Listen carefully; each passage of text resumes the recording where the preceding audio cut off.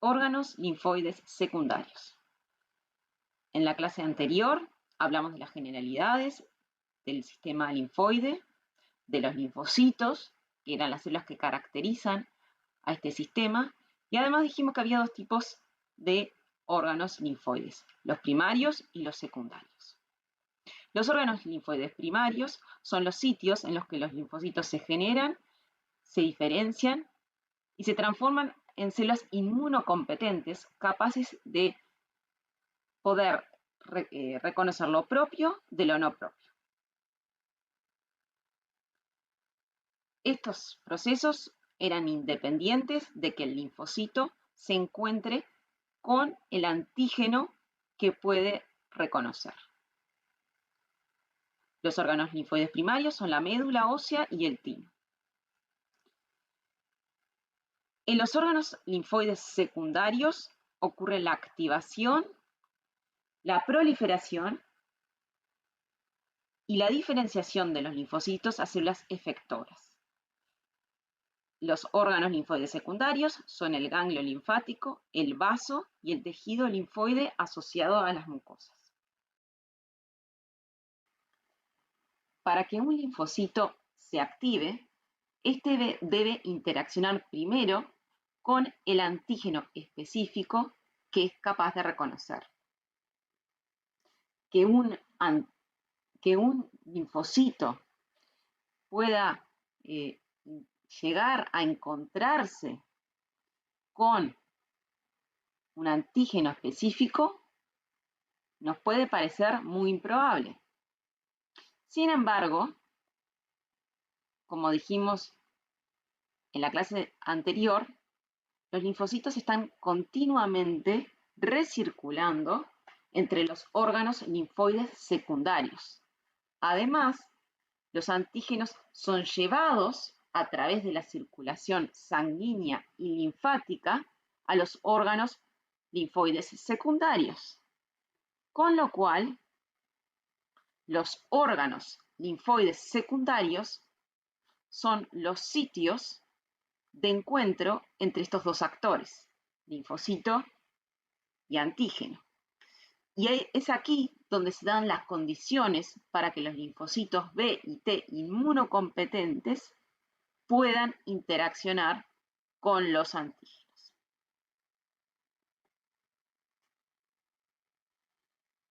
Bueno,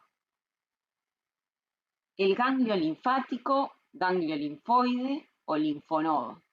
Como dijimos, es un órgano linfoide secundario. Los ganglios linfoides se encuentran interpuestos en el transcurso de las vías linfáticas. Sirven como filtros para la linfa que está circulando a través de estas vías linfáticas. Es decir, los antígenos, distintos antígenos que circulan por las vías linfáticas son llevados a los ganglios. Están distribuidas en casi todas las regiones del cuerpo y a menudo forman grupos bien definidos que reciben la linfa de determinadas regiones del organismo, por lo que se denominan ganglios regionales. Los ganglios linfáticos son especialmente abundantes en el cuello, las axilas, la ingle y los grandes vasos del mediastino y el abdomen. Como podemos ver en esta micrografía óptica, tenida con hematoxilina y eosina, podemos ver que son órganos pequeños, aplanados, con forma arriñonada o de haba, que varían en tamaño desde unos pocos milímetros hasta los 2 centímetros. Los ganglios linfáticos están recubiertos por una cápsula de tejido conjuntivo denso irregular, desde donde van a partir trabéculas. Tienen una zona más interna, la médula, y una zona más externa, la corteza. La corteza se divide en corteza externa, en donde se encuentran folículos linfoides, y una zona más interna, la corteza o paracorteza, donde hay tejido linfoide difuso. En esta imagen de microscopía óptica podemos ver la corteza y la médula del ganglio linfático. La corteza es más basófila porque contiene gran cantidad de linfocitos densamente empaquetados. La corteza presenta una zona superficial, la corteza superficial o nodular, que está formada por folículos linfoides. Los folículos linfoides pueden ser primarios o secundarios.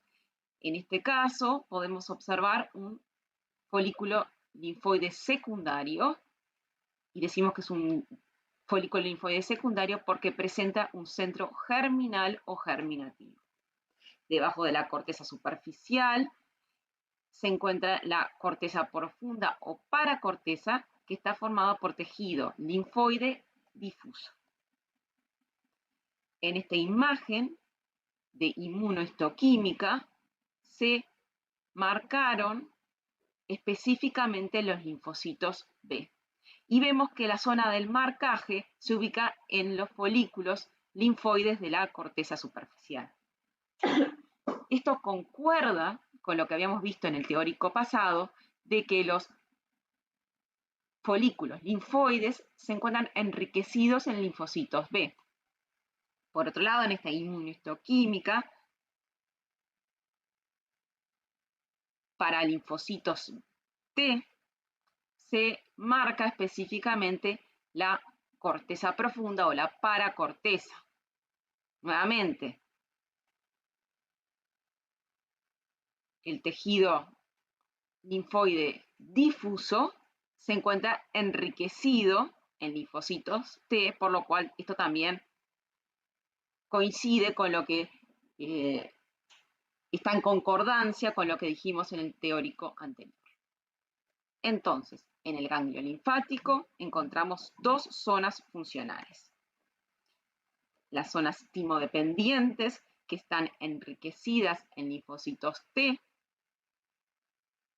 y están constituidas se encuentran en la corteza interna, y las zonas burso-dependientes, enriquecidas en linfocitos B, que son la corteza externa, donde están los nódulos linfoides y los cordones medulares.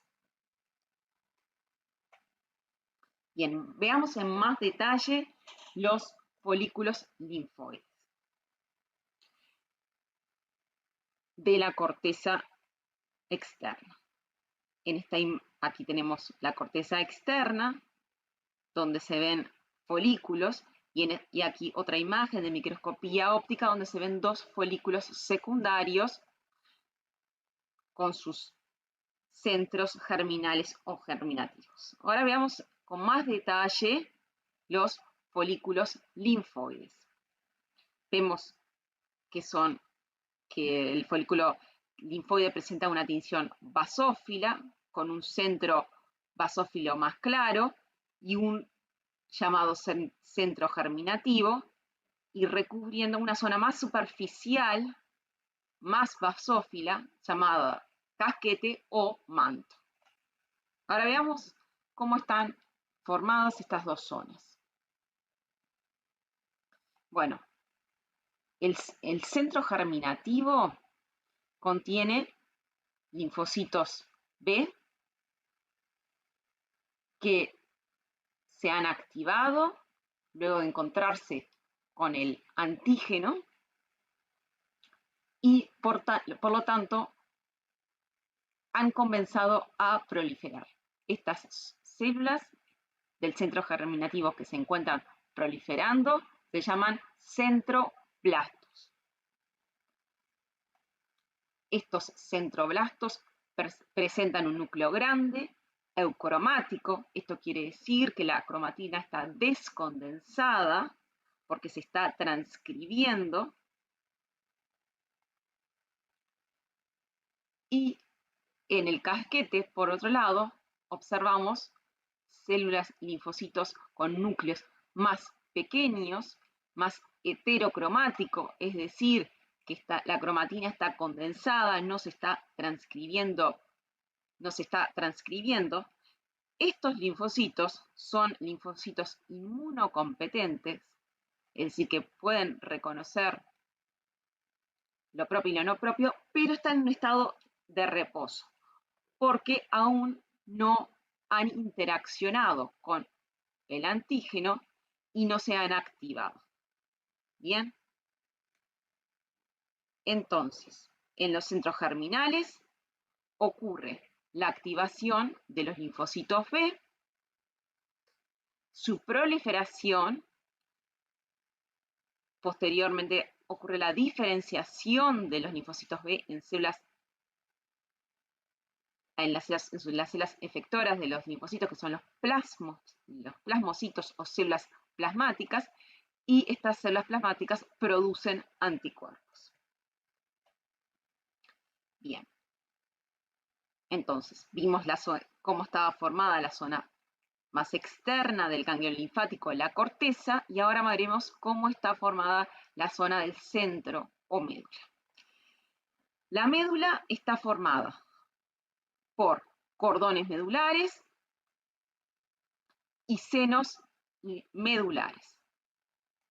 Los cordones medulares están formados por cordones de tejido linfoide. Básicamente, lo que hay en estos cordones linfoides son linfocitos B, también hay células plasmáticas, sobre todo, recordemos que dijimos que son células bursodependientes, o sea, enriquecidas en linfocitos B. Además, encontramos células dendríticas y macrófagos.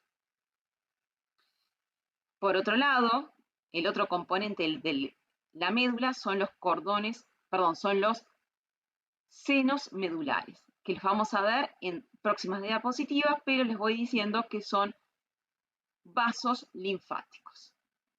También podemos ver trabéculas, que dijimos que estaban formadas por tejido conectivo denso y regular.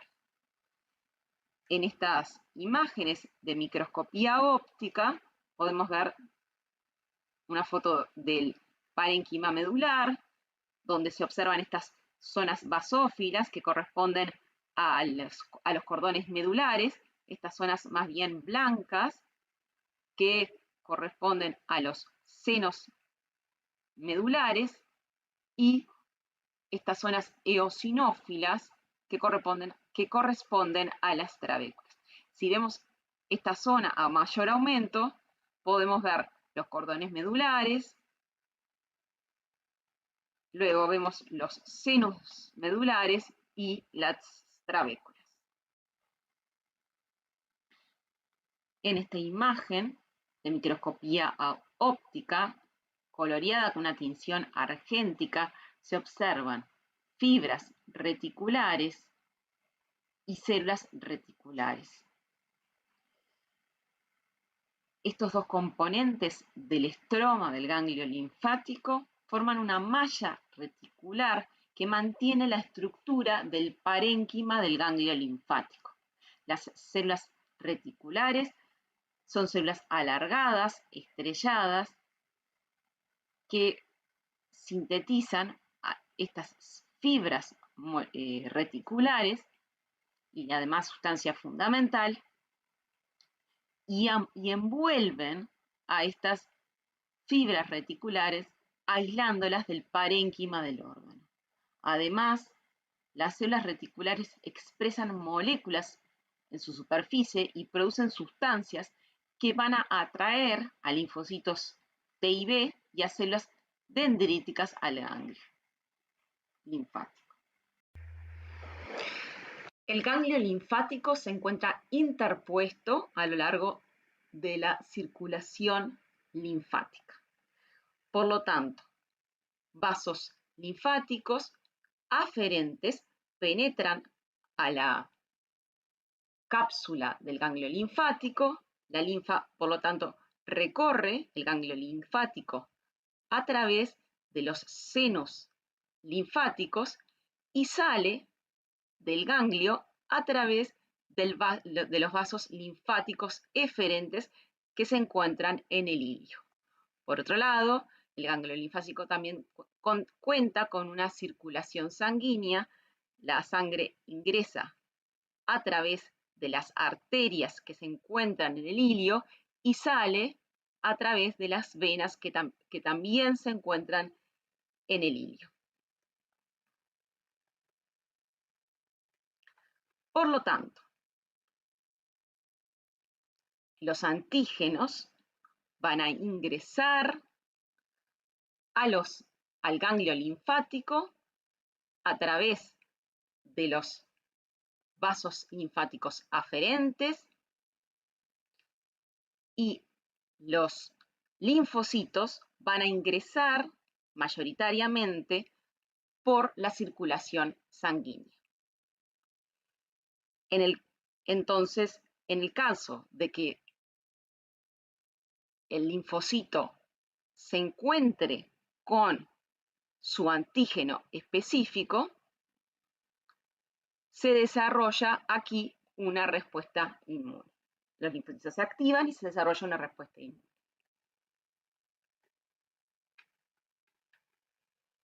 Bien. Entonces, ¿cómo circula la linfa a través del ganglio linfático? Bien. La linfa ingresa al ganglio, como dijimos, a través de los vasos linfáticos aferentes, los cuales presentan válvulas que evitan un flujo retrógrado de la linfa. Una vez que ingresó la linfa, esta se dirige hacia los senos subcapsulares, luego se dirige sigue circulando a través de los senos trabeculares, a continuación se dirige por los senos medulares para finalmente salir a través de los vasos linfáticos eferentes. Bien, pero veamos con más detenimiento cómo circula la linfa a través del ganglio linfático. Una vez que los vasos linfáticos han penetrado la cápsula, la linfa se dirige a una red de conductos linfáticos interconectados que reciben el nombre de senos linfáticos. Los senos linfáticos son vasos linfáticos que se encuentran recubiertos por un endotelio, un epitelio plano simple, que en la zona en que el endotelio contacta con el tejido conjuntivo denso de la cápsula o de las trabéculas, es continuo, y en la zona en que el endotelio contacta con el tejido linfoide no lo es. Por la linfa se pueden encontrar los antígenos que han ingresado al ganglio. También se encuentran las células dendríticas, que son células presentadoras de antígenos, que van a traer antígenos que han encontrado fuera del ganglio, y algún linfocito y macrófago. Debido a que el endotelio que contacta al tejido linfoide es discontinuo, los antígenos pueden pasar libremente hacia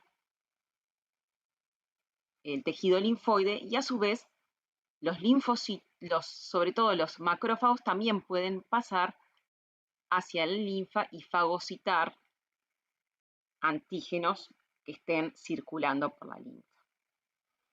En esta micrografía óptica podemos ver un corte del ganglio linfático. Se observa el tejido conectivo denso de la cápsula, el seno subcapsular y la corteza superficial con folículos, en este caso folículos primarios.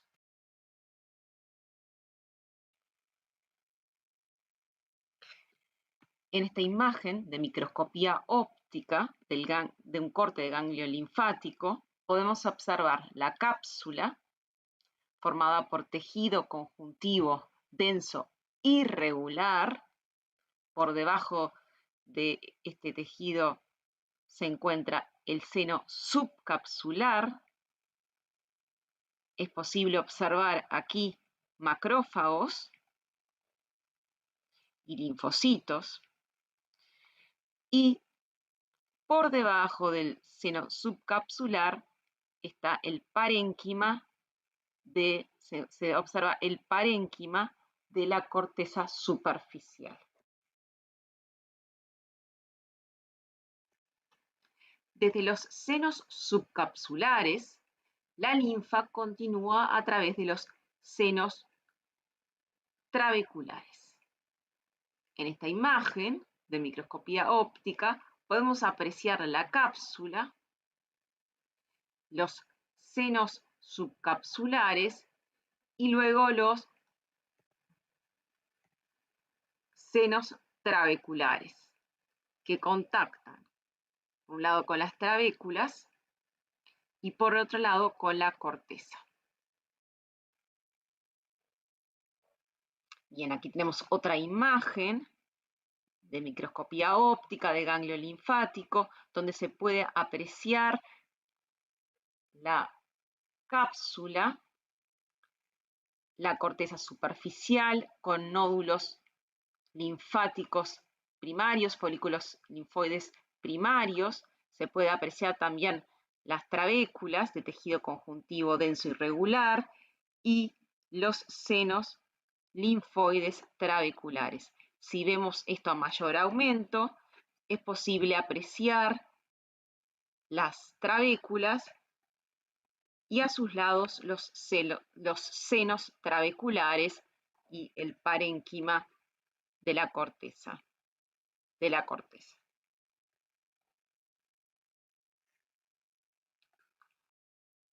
Luego de que la linfa ha atravesado los senos trabeculares, se dirige hacia los senos medulares. Podemos ver aquí estas masas, estos cordones de tejido linfoideo, que son los cordones medulares, que como dijimos están enriquecidos sobre todo en linfocitos B, y estos espacios blancos que corresponden a los senos medulares. Si agrandamos esta sección de la médula del ganglio linfático, es posible ver mejor los cordones medulares, los senos medulares y las trabéculas en la médula. En la paracorteza se encuentran un tipo especial de vasos sanguíneos llamados vénulas postcapilares del alto endotelio, que se llaman así porque su endotelio, a diferencia de los endotelios de los vasos sanguíneos, que en general están formados por un epitelio plano simple, en este endotelio las células son cúbicas. A través de las vénulas postcapilares del alto endotelio ingresan los linfocitos hacia el parénquima del ganglio linfático. Los linfocitos T permanecen en la paracorteza, ya que son retenidos por distintas señales moleculares que son sintetizadas en esta zona, y los linfocitos B se dirigen a la corteza superficial atraídos por señales moleculares que son producidas en la corteza superficial.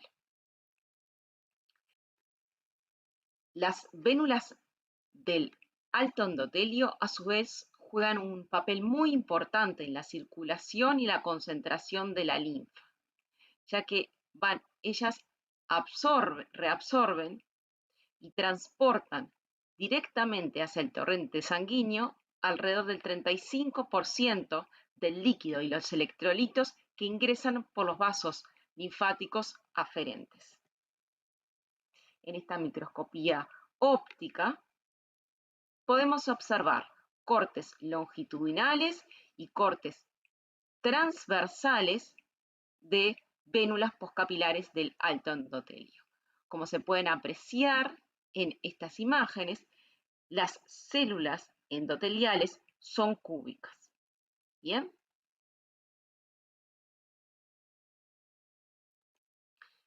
A medida que los linfocitos transcurren a través de estas vénulas postcapilares del alto endotelio, interaccionan con las células endoteliales a través de distintas moléculas y una vez que han establecido determinados contactos, pasan por diapédesis a través de las células e ingresan al parénquima. Entonces, a modo de resumen, los antígenos, ya sea solubles, libres o formando parte o transportados a través de las células dendríticas, que son células presentadoras de antígenos, ingresan a través de los vasos linfáticos aferentes al ganglio linfático. Por otro lado, los linfocitos ingresan al parénquima de los ganglios linfáticos a través de las vénulas postcapilares del alto endotelio. Si son linfocitos B, se dirigen hacia la corteza superficial, y si son linfocitos T, quedan retenidos en la paracorteza.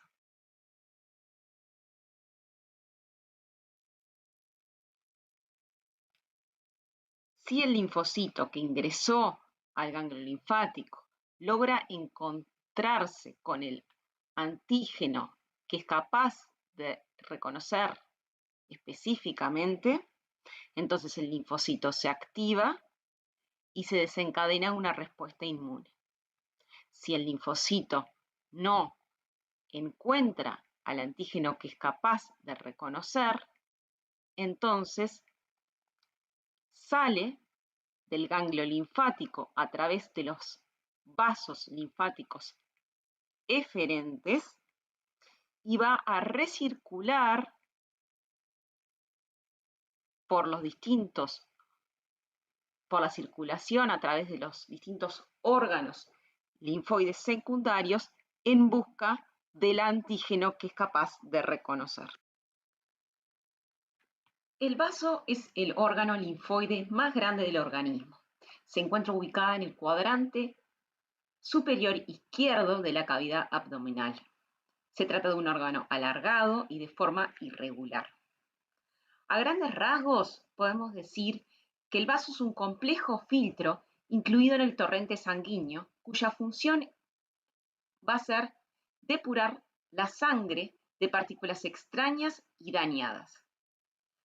Es así que el vaso tiene funciones de depuración sanguínea, es decir, eritrocitos y plaquetas viejas, anómalas o dañadas, son destruidas en el vaso una vez que éstas llegan a este órgano. En relación a las funciones inmunes, estas comprenden la maduración de los linfocitos B, es decir, los linfocitos B culminan su proceso de maduración en el vaso. Al ser un órgano linfoide secundario, es el sitio donde los linfocitos se activan, proliferan y se diferencian. También es un sitio donde se producen anticuerpos. El vaso también monitorea e elimina antígenos macromoleculares que circulan a través de la sangre. En cuanto a sus funciones hematopoyéticas, el vaso es uno de los sitios donde se forman las células sanguíneas durante la vida fetal. En algunas especies, pero no en el ser humano, el vaso es un sitio de almacenamiento de eritrocitos. El vaso es un órgano linfoide parenquimatoso. Presenta un estroma que está formado por una cápsula, trabéculas y una red de fibras reticulares. El parénquima, a su vez, se forma por la pulpa blanca y la pulpa roja. Bueno, y el vaso tiene una rica circulación, irrigación sanguínea y también contiene vasos linfáticos, pero solo eferentes. En esta micrografía óptica, teñida con hematoxilina y eosina, se puede apreciar la cápsula del vaso, que está formada por tejido conjuntivo denso irregular. También se pueden observar las trabéculas formadas por el mismo tipo de tejido. No se aprecian las fibras reticulares, pues para observarlas necesitamos otro tipo de tinción. En esta imagen, también teñida con hematoxilina y eosina, se puede observar una trabécula, tejido el parénquima del vaso, y corriendo a través de la trabécula se observa una arteria trabecular, cortada longitudinalmente. En esta otra imagen, también del vaso, se aprecia la cápsula, trabéculas, el parénquima del vaso, y en esta trabécula también se aprecia un corte, esta vez transversal, de la arteria trabecular. Dijimos que para observar las fibras reticulares necesitamos tinciones especiales. Entonces, aquí en esta micrografía óptica se ha colorado el vaso con una tinción argéntica. A mayor aumento podemos ver las fibras reticulares inmersas en el parénquima del vaso. Estas fibras reticulares van a formar una malla,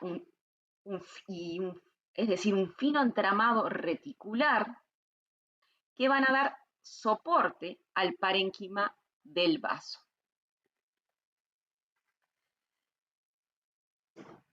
En un corte fresco del vaso se pueden apreciar a simple vista unas áreas grises redondeadas o alargadas que se denominan en su conjunto pulpa blanca. En los cortes histológicos teñidos con hematoxilina y eosina, como podemos ver aquí, la pulpa blanca se observa con una coloración basófila. Esto se debe a que contiene gran cantidad de linfocitos. La pulpa blanca se rodea de masas oscuras, llamada pulpa roja. La pulpa roja contiene abundantes vasos sanguíneos llamados sinusoides esplénicos, que le van a dar la coloración rojiza a la pulpa roja.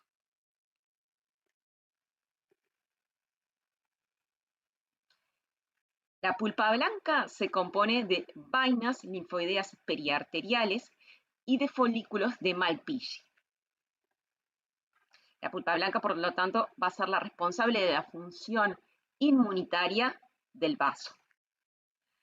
La pulpa roja se compone de cordones esplénicos o de Billroth y de sinusoides venosos. La pulpa roja va a ser la responsable de la filtración y la depuración de la sangre. Por lo tanto, en el vaso van a haber distintas zonas funcionales. En la pulpa blanca, las vainas linfáticas periarteriales van a constituir las zonas timodependientes y por lo tanto van a estar enriquecidas en linfocitos T y son las zonas que van a ser responsables de la respuesta celular. Los corpúsculos de Malpighi o los nódulos o folículos esplénicos van a constituir las zonas bursodependientes, enriquecidas en linfocitos B, y que van a estar encargados de la respuesta humoral.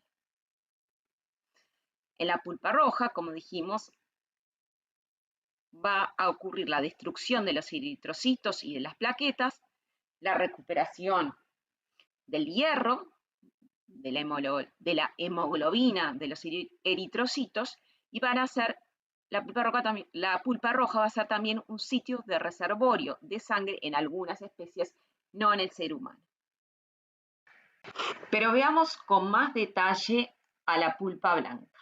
La pulpa blanca está formada por las vainas linfoides periarteriales y por los corpúsculos de Malpighi. Las vainas linfoides periarteriales están formadas por tejido linfoide difuso, por lo tanto, es una zona rica en linfocitos T, que rodea a la arteria central. La arteria central, como podemos ver aquí, es una rama de la arteria trabecular. Cercanas a estas vainas linfoides periarteriales se encuentran los corpúsculos de Malpighi, que son folículos linfoideos.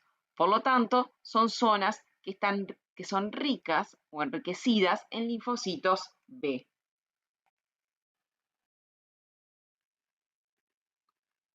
Si vemos esta imagen histológica, tenida con hematoxilina y eosina, podemos apreciar los corpúsculos de Malpighi, que son folículos linfoides,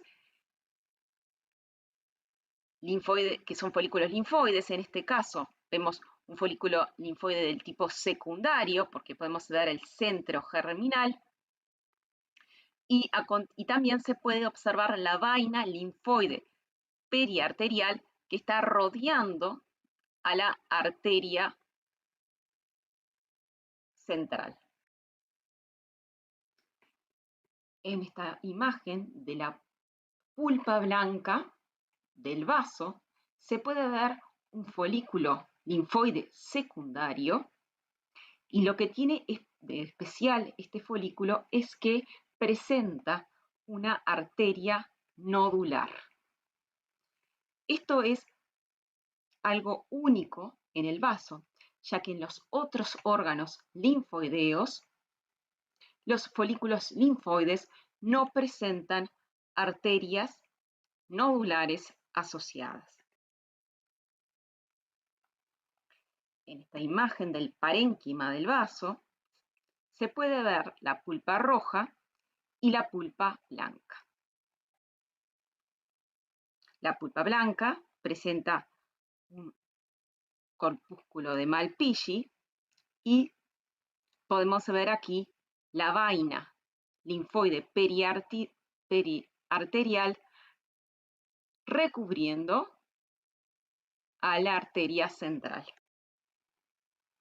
Si vemos esta imagen, si hacemos zoom de una zona de esta imagen, se puede observar un folículo secundario con el centro germinal rodeado del casquete.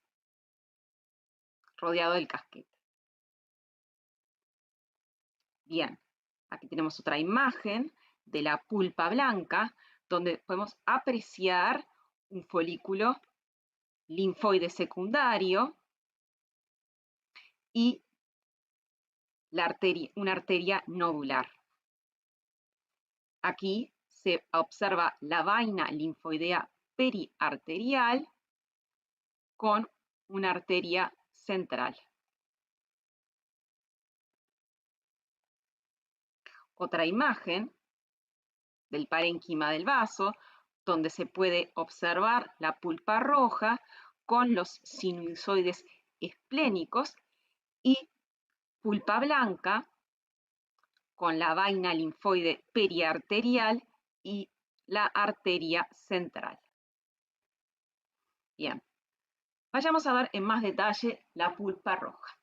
Dijimos que la pulpa roja estaba formada por los cordones esplénicos y los sinusoides esplénicos.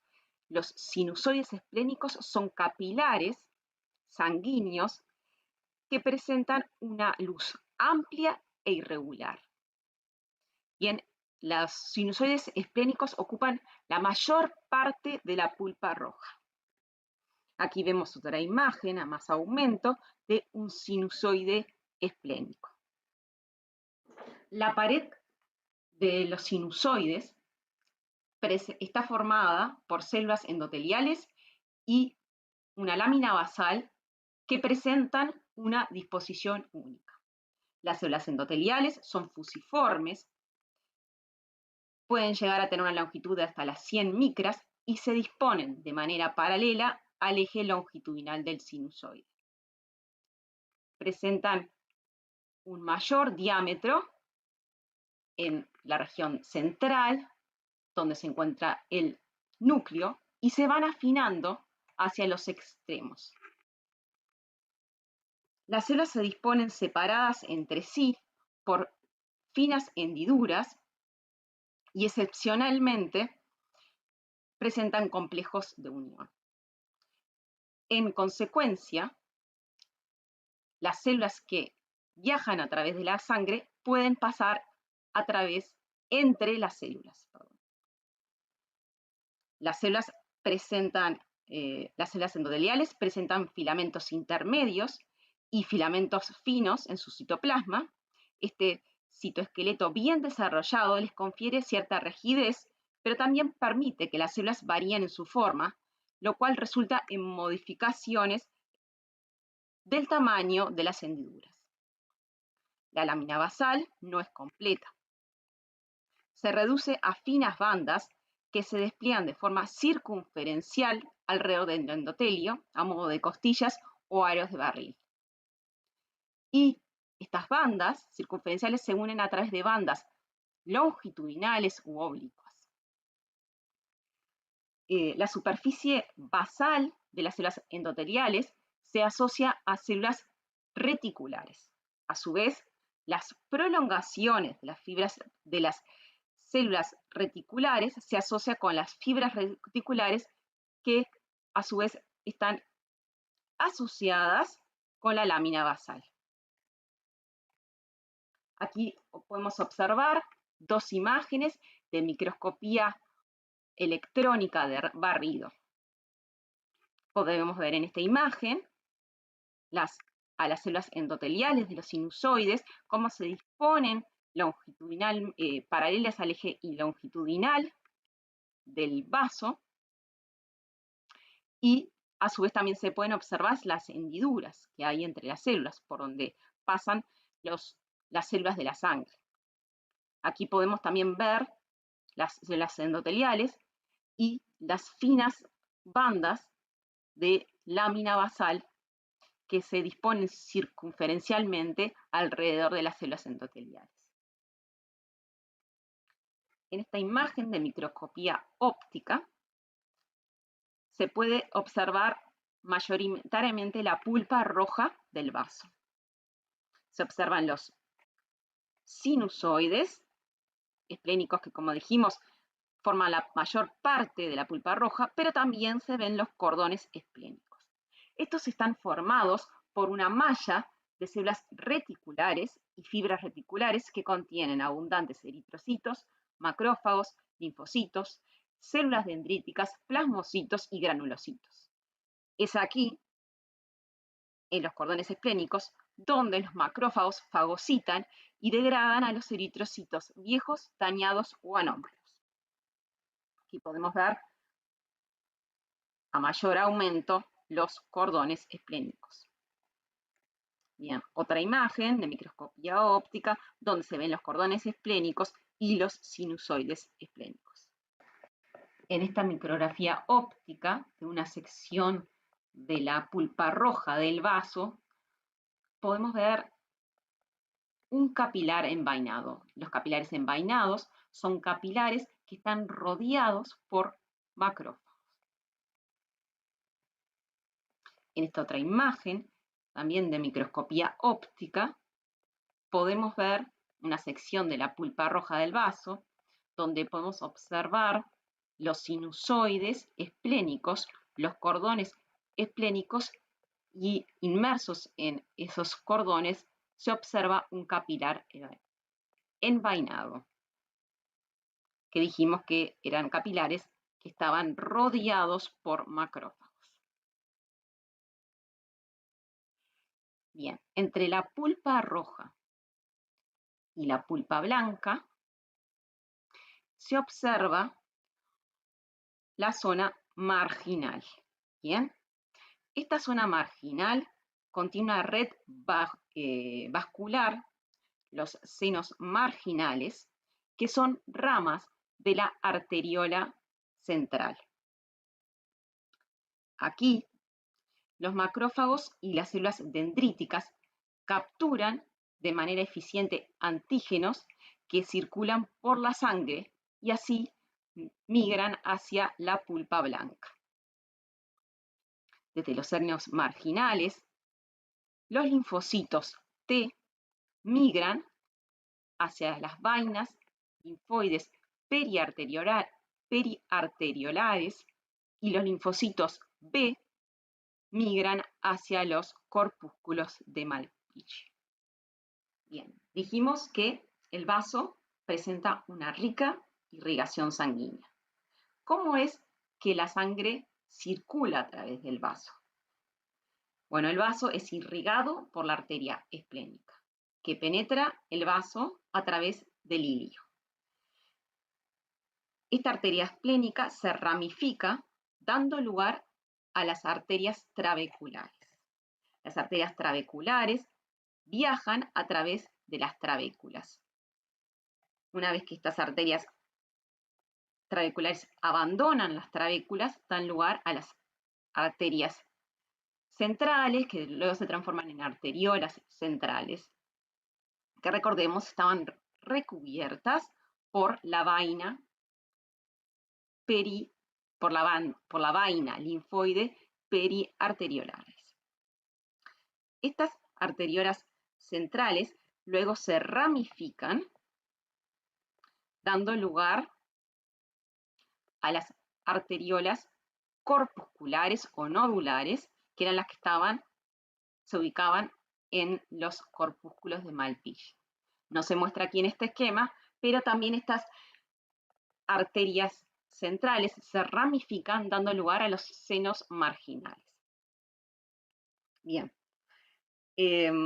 las arterias centrales también continúan a través de la pulpa roja, dando lugar a las arteriolas pulpares,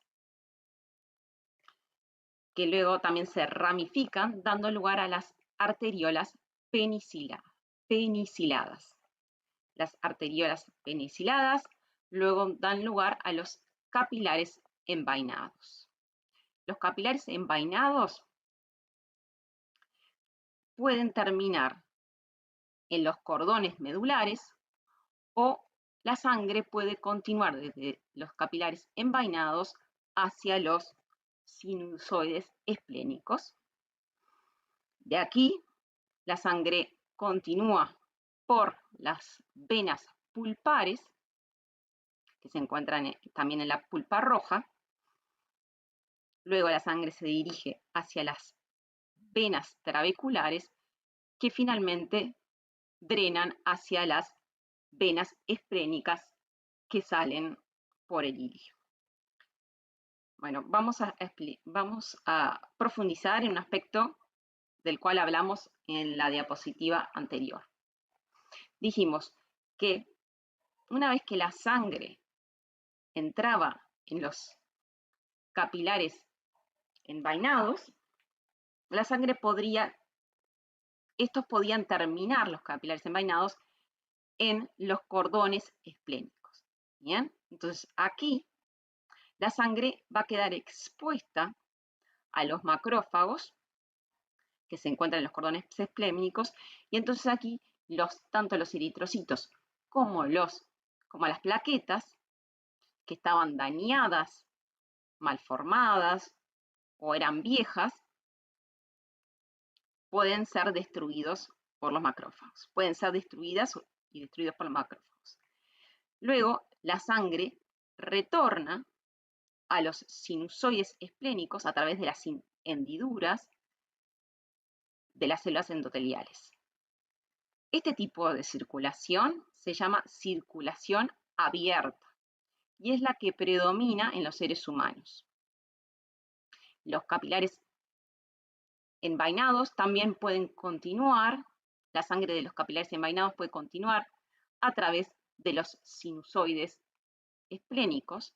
Entonces, en este caso, hablamos de una circulación cerrada.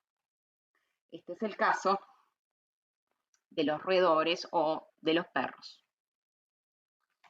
El MALT o el tejido linfoide asociado a las mucosas comprende el GALT, que incluye las amígdalas, las placas de Peyer y el tejido linfoide asociado al apéndice. El MALT también comprende al NALT, que es el tejido linfoide asociado a la nariz, y el BALT, que es el tejido linfoide asociado a los bronquios. Las amígdalas constituyen grandes agregados de tejido linfoide que forman un anillo en la mucosa nasofaringea que protege al tracto digestivo y respiratorio. Este anillo se conoce como el anillo de Van der. Las amígdalas que constituyen este anillo son las amígdalas faríngeas o adenoides que se ubican en el techo de la faringe, las amígdalas tubáricas que se localizan en el extremo faríngeo de las trompas de Eustaquio, las amígdalas palatinas que se localizan en el istmo de las fauces y las amígdalas linguales que se ubican en la base de la lengua.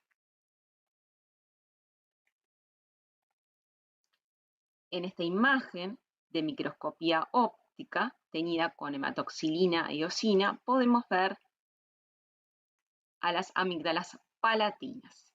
Las amígdalas palatinas están compuestas por acumulaciones densas de tejido linfoide que se ubica en la lámina propia de las mucosas. Se encuentran recubiertas por un epitelio estratificado plano y presentan invaginaciones que son las criptas amigdalinas.